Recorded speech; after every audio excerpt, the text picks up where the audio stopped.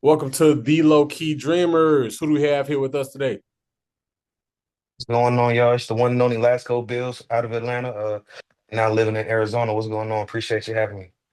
No problem, brother. No problem. Thank you for giving us your time. We appreciate you. So Absolutely. you said you from Atlanta, but now you in Arizona. Yes, sir. Yes, sir. I was actually come from a Navy family, so I done moved around a lot. Born in Chicago originally, but I got my bones in Atlanta, raised in there. It's middle school, high school. Got my first everything damn near in Atlanta, and that's when I honed my skills.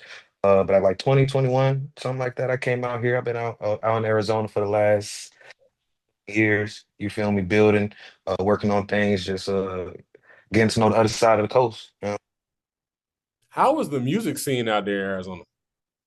There's a scene, man. It's really underground. It's not really like for example, so you know what, you go to California, you kind of know what you can expect in almost any whichever part of California, damn near, whether it's Oakland or LA or fucking in California, you know that sound. They got their own thing. Same thing with Atlanta, same thing with New York, even though New York has kind of lost its way, but they still got the little drill thing going. Even Chicago got drill and the conscious soul beats with the Kanyes and the Commons ain't really that in Arizona. It's really I like it's a lot of rapping. There is a lot of rapping, but ain't really a sound, out here. And I actually just started going out to Tucson, Arizona, and I was really speaking more for Phoenix, but in Tucson, I think there's a lot more of a community out there. I'm actually going to start heading out there more and build out there with those artists and that community. But it's a great place though. Like it's cool. Like the artists that I have met, there's some that's real talented, down to earth, and really have emotion, getting shit going.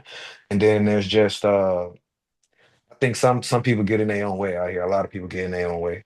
That's all. Yeah. Hey, it only takes one from that city to make it pop off, and hey, everybody else gonna get put on. I mean, yeah, it's a lot of shit out here. So if I can figure out a way to help and get the shit going, before I get the shit going, then I would. Then that's kind of one of the reasons I came out here. I was finna get into a little trouble when my mama she was already living out here. She didn't know what I had going on, but she called me. Like, I just feel like you need a reset, like out the blue. Damn, it's one of those mom things, I guess. So I took it as a sign of God, and then Martin Luther King's Jr. Day was like 2 days after that. I was on the plane out here. And one of the other reasons I came out here, other than that, was like, damn, nothing going on out here. Like, I don't know nobody from Arizona, you feel me, other than fucking Willie North Pole. So it's like, I might be able to make a name out here, you feel me, a little bit easier. It's not as many people. And, that was the whole thinking of it. Great place, though. Got to come out here. That was a smart game plan. I didn't even think about that until you said it. Like that is cool to just go somewhere and make a name for yourself because Atlanta very saturated right now. Everybody go to Atlanta for music. You know what I'm saying? That's the place to be, really. Yeah, be honest. And it's always going to be a place to be because I got a song on my last project called Atlanta. And it's like it's such a beautiful place. The good, bad, and the ugly is such a beautiful place. That's where a black person can go and be a star if you put your foot down and really do it. And that don't mean in entertainment necessarily. You could be in star, whatever field. You could be the star dentist out there in that motherfucker and be living and being this and all this other shit. You have it, and you just a dentist, and it's such a beautiful place. It's got like you said, saturated and gentrified a lot over these years, but the core of it is still there. When you find it, those pockets are still there. The city. So, how would you describe your sound and your music? And I mean, what kind of style you bring into Arizona? My style is kind of like a mixture of, like, you can definitely tell I'm from the South, but I'm not a rapidy ass person, but I rap a lot. I do rap a lot, and I appreciate. I'm one of those people that want to keep that aspect of the game still going. I do my melodies and whatnot, but it's kind of like a mixture. I don't like saying names, but just to make the people try to for the people to understand, kind of like a mixture. Like Freddie Gibbs. I don't know if people heard. Hopefully, y'all heard.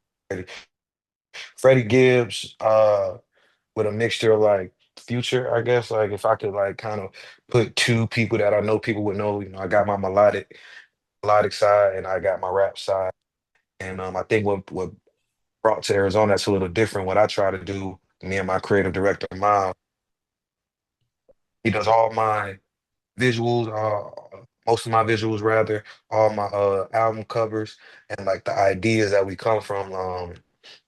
But that's with me and him, like we do 50-50 on that, and one thing I do every single project, there's a visual aspect to it, not just regular music videos, but first album called Faux Life, basically about Zone 4 Atlanta. I got a bunch of people I knew from Zone 4 and did like a documentary style thing.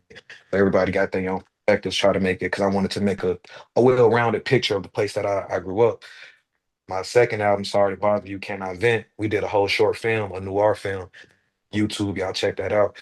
Just to give it about like a detective and a family business is cold. I don't want to spoil nothing, but y'all check into that. And with this one, Player Fables, my most recent one, we were working on like a comic, a visual comic. So this one taking a little longer because we really want to make sure it's right. But that's one thing I do different. I like to do a whole visual piece with each of my projects. So it could be more of an experience for gonna say the fucking taking down feel like I'm at my real job. What's it called? For the listener, the consumer. Nah, see, I like stuff like that. Me personally, you know what I'm saying. Visuals matter, and I grew up. I feel like the visuals, like I said, they told a story. It wasn't always just I'm in front of the camera. I'm with my dogs. We turn it up. You know what I'm saying? Because I feel like that's a script that people follow nowadays. It's only a few artists. Well, no, I wouldn't say only a few. It's so many artists. I probably we never gonna know all. Yeah, you got to find them. Yeah, but they're really creative with their videos. I'll say JID is one. Uh, yeah, that's one I can think off the top of my head. Earth Gang, well, that whole little collective over there pretty creative. Anybody who with TDE usually creative. They always do Yeah, something different. So that's a part of the game we need to keep. yeah. Well, I'm sorry to interrupt you. When you said TDE, it did make me think another person I could kind of compare or describe myself to is Isaiah Rashad, musically. Yeah, and that was one of somebody you might be able to get a lot of. Some people have said I kind of like him. But yeah, that's the thing. I feel like people following that I call it the Chief Keef model. That's the really one that kind of started it back when in the videos we just that's it. We me and the bros, you feel me? With a lick, with a lean, with ooh, ooh, ooh, ooh. That was when that shit dropped. Before that, niggas was having full budgets and doing crazy shit with the videos, trying to get Hype Williams, Mr. X, all that shit. It was trying to make a thing, but then it became, bro, let's just show what we doing. You feel me? Which was in itself great, but now I think it's time to put the creativity back in, which I think a lot of people trying to do. I think this shit always like a cycle, and I think we getting back to showing and think we was on our minimalist vibes recently, like very minimal as far as visuals and even with raps, shit just been minimal. Now I think it's starting to come back to like, oh no, you gotta at least say something. Even if you gotta do something gotta be with this. I feel like we slowly getting back to that part. Thankfully. So I always ask everybody this because I mean I'm just genuinely curious.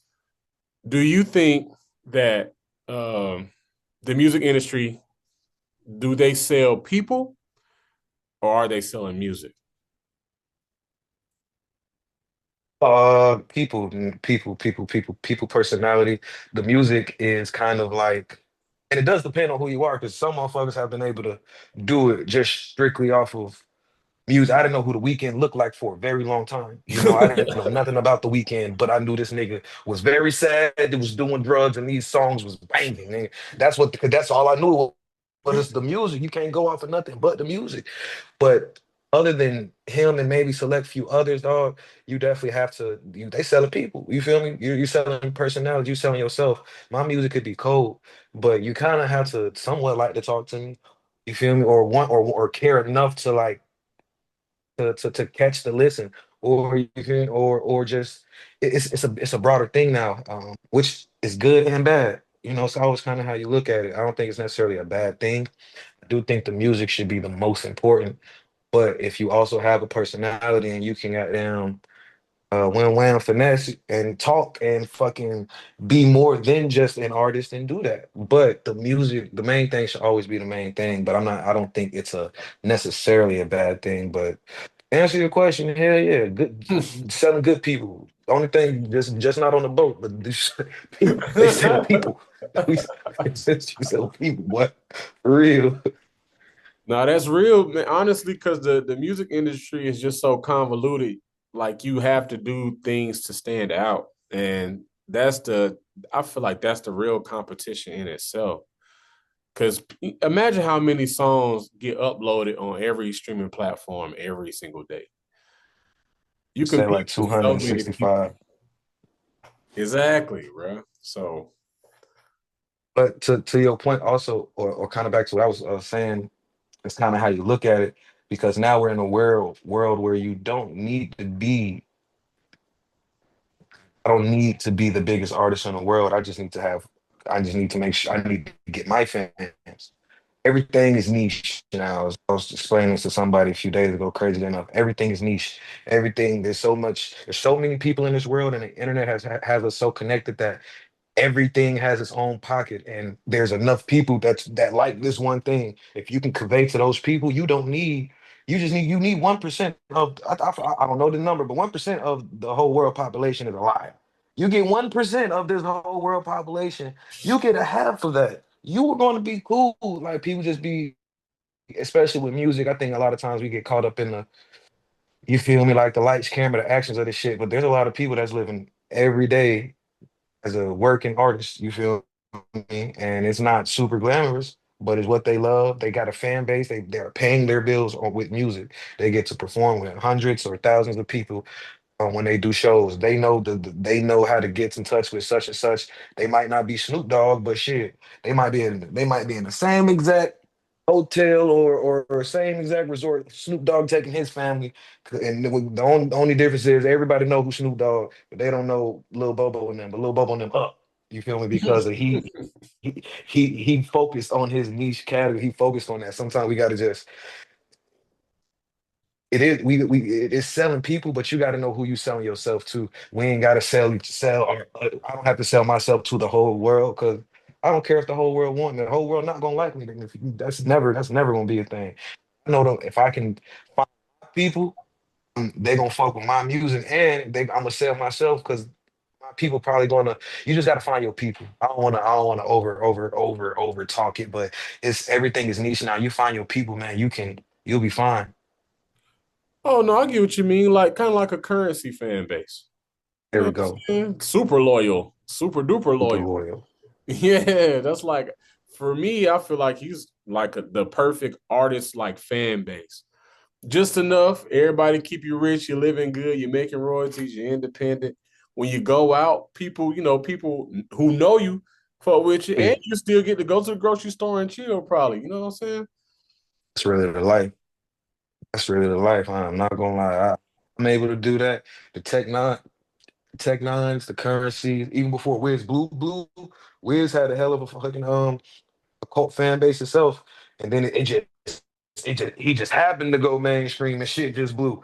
But if he would have never did that, he say it all the time. Like I had money before I blew because of my fan base, because of the way I was doing it. Like I was straight. The merch was crazy before Cushion Orange Juice. You feel me? Like everything was good. You know what I mean? It's just he figured it out. You cultivate that fucking niche, bro, and it don't matter. It don't matter what the industry really got going on because you got yours. So, how long you been doing music, and what made you want to take music seriously, bro?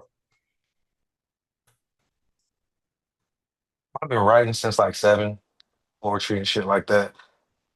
I think Tupac was like the first thing I saw that was like, oh nah, bro, I'm gonna be a lyricist. That's what I told him. And then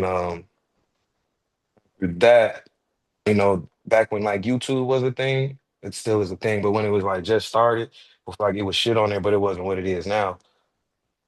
Do a little research and shit, just looking up things, and I would always hear shit about like Easy E, and I didn't know who the fuck Easy E was, and I looked him up, and then the song that really kind of changed I ain't gonna say changed my life. I guess that's a good way to put it. It really did, it just fucked me up. Like what do you say? Woke up quick at about noon, just thought that I had to be in Compton soon. I said it's just something like I gotta get drunk before the day begins, before my mother start bitching about my friends. And it was just like it's like my mind said, oh shit. You feel me? And then you go down this rabbit hole of like Ice Cube was the one wrote those bars, and then you figure out who Ice Cube is, and then you really tap into like the other side of Pac. Because when I was first hearing Pac, it was Brenda's Had a Baby and all this cool shit. Then I heard Hit 'Em Up, and I'm like, oh, so and then and then I get into my South bag and Lil Wayne and all this shit. So I say all that was around like 10 with the Easy E shit. It was kind of like I want to do this. So then I actually started actually trying to put it into rap form. I got to middle school. I lived in Florida for a minute, and this Mexican kid happened to make beats on FL Studios. He lived down the street. So now we got the computer microphone, FL Studios hanging up in the closet, recording. He got auto tune and all this shit. I'm in sixth grade. This looks very possible to me right now because I'm making songs. This it's not. It don't sound like the shit I'm hearing on the radio, but it sounds pretty fucking good to me. This could do something. Move to move to Atlanta in seventh grade, and then it's just then you I really get engulfed in the swag era, the trap era, and just really kind of get to